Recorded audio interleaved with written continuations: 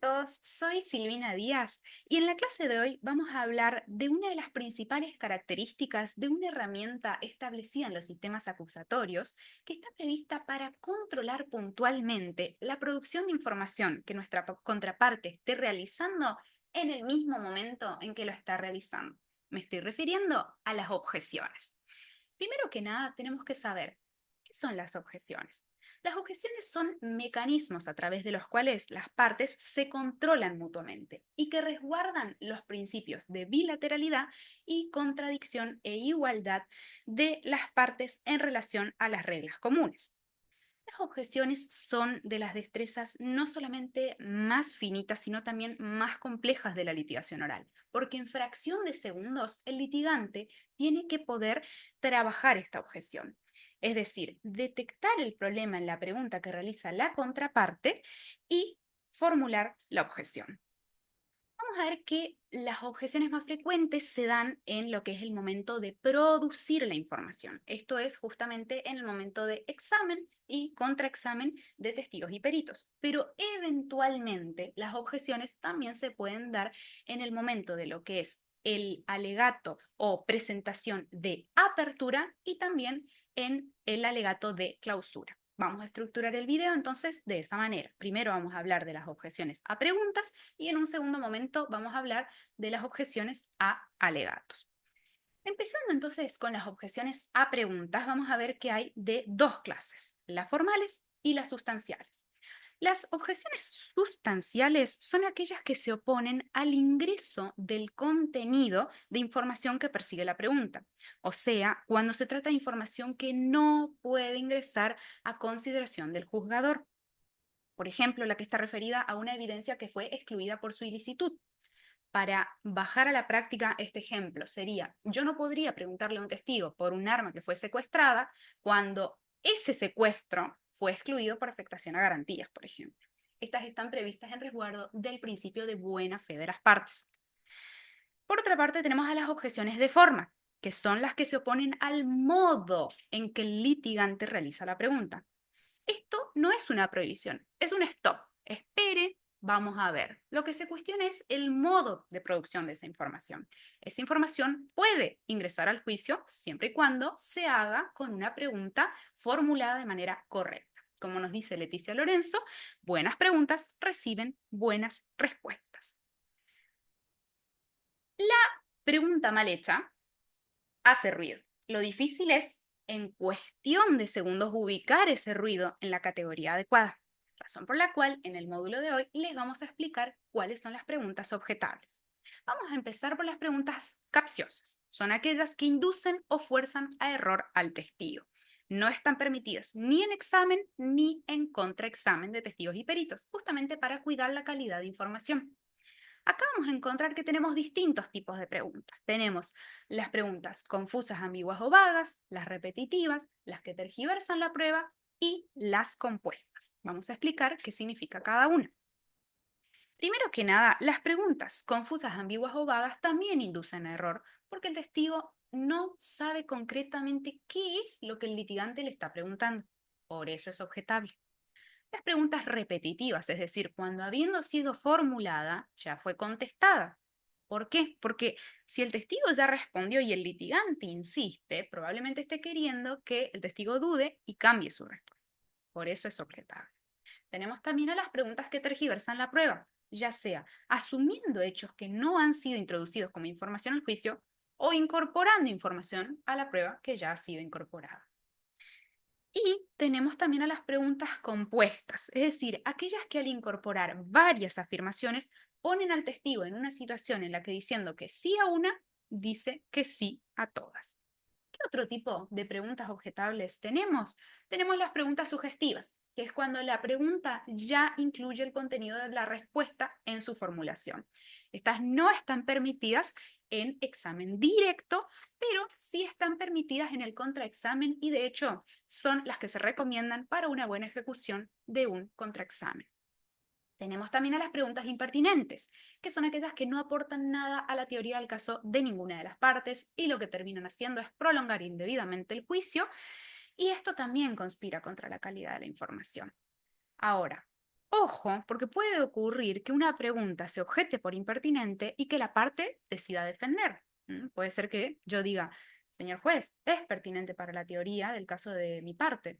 Le pido me permita avanzar en este punto. Y puede ser que el juez me diga, avance, abogada, pero con cuidado, no se vaya por las ramas. Y por último tenemos a las preguntas por opiniones o conclusiones. No son admitidas ni en examen ni contraexamen de testigos, porque los testigos tienen que declarar sobre hechos que percibieron con sus sentidos, lo que ellos presenciaron, no lo que se imaginan o concluyen o piensan. En cambio, vamos a ver que sí son admitidas cuando se trata de peritos o de testigos que son expertos, es decir, si yo estoy examinando justamente a un perito, lo voy a traer justamente para eso, para que me dé su opinión, para que me diga una conclusión acerca de todo el procedimiento que realizó y demás. Entonces, una vez que nosotros decimos objeción, hay que identificar de qué tipo de pregunta objetable se trata. Objeción, pregunta compuesta, objeción, pregunta sugestiva.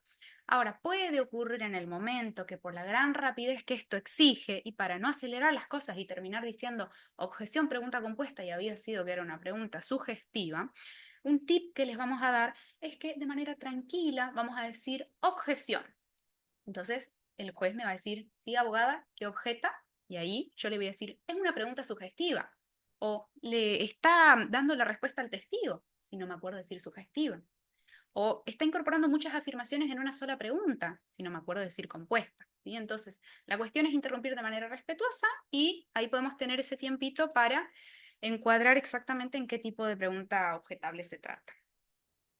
Entonces, como todo lo que los litigantes realizan en juicio, las objeciones encierran decisiones estratégicas. No vamos a objetar por el mero hecho de que la contraparte no se ajusta puntillosamente a las reglas de la litigación oral, ni tampoco por el mero hecho de interrumpirla. Eso no queda bien y como buenos litigantes no lo vamos a hacer. Entonces, tenemos que saber cuándo objetar. Bueno, las objeciones son herramientas que están previstas justamente para cuando la pregunta afecta mi teoría del caso. ¿Sí? Esto requiere de muchísima práctica, muchísima atención también, porque el litigante tiene fracción de segundos para objetar. Acá yo les hice una línea de tiempo en la que van a poder entender que esto funciona así. Luego de que la contraparte pregunta, tiene que el litigante objetar, ¿sí? Tiene que ser antes de que el testigo o perito responda, porque si el testigo respondió, la información ya se dio, ya es extemporáneo. Entonces, ¿cómo objetar? Tengo que interrumpir en forma respetuosa y formular la objeción de manera clara. Objeción. Porque si digo objeción y todo despacito, no se escuchó, el testigo respondió, esa información ya ingresó a oídos del juzgador, llámese juez técnico y o miembros del jurado. Entonces voy a objetar de manera fundada, no para dar toda una explicación, pero voy a decir, objeción, su señoría, pregunta sugestiva. Está en un examen directo, por ejemplo. Listo, nada más. Ahora, ¿cómo responder a una objeción? Es difícil objetar, aún más lo es responder.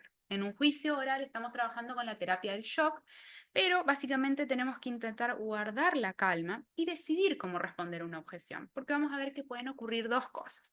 Si me di cuenta de que incurría en error, puedo reformular la pregunta haciéndolo esta vez de manera correcta. Sí, reformulo, señor juez. O si considero que la objeción es improcedente, puedo oponerme con fundamentos. Por ejemplo, señor juez, estoy contraexaminando al testigo. O, como les había dicho hoy, o si me dicen objeción, pregunta impertinente, le puedo decir, señor juez, hace a la teoría del caso de mi parte. Naturalmente que el juez también tiene que estar muy atento porque va a tener que decidir acerca de la admisibilidad o rechazo de esa objeción en el mismo momento. Entonces, lo que va a hacer el juez es parar al testigo y decirle, espere, no responda, vamos a analizar y vamos a resolver. Entonces, siempre tenemos que escuchar la respuesta de la contraparte, no tenemos que adelantarnos a responder. Tenemos también que recibir el fallo del juez con profesionalismo. No nos vamos a poner a pelear con la contraparte, porque al fin y al cabo va a ser el juez el que va a decidir la admisión o rechazo de la objeción formulada. Y por último, como tip, prestar mucha atención y no perder de vista nuestra estrategia. Finalmente, vamos a hablar de objeciones a alegatos. Dijimos que eventualmente las partes pueden objetar, por ejemplo, la presentación del caso de la contraparte. ¿Cuándo? Cuando la contraparte argumenta en relación a un hecho que no ha sido probado, a la calificación legal o a la credibilidad de pruebas que aún no se han producido. Como también se hace referencia a una prueba que no fue admitida para el juicio por la razón que fuera. ¿Y cuándo podría yo objetar un alegato de clausura? Bueno, cuando el litigante se refiera a hechos no probados, cuando distorsione los hechos acreditados o la ley cuya aplicación pretende o cuestiona y obviamente si llegare a expresar alguna opinión personal. Todo esto, todas estas objeciones se tienen que hacer con suma prudencia y un claro sentido estratégico. Muchas gracias.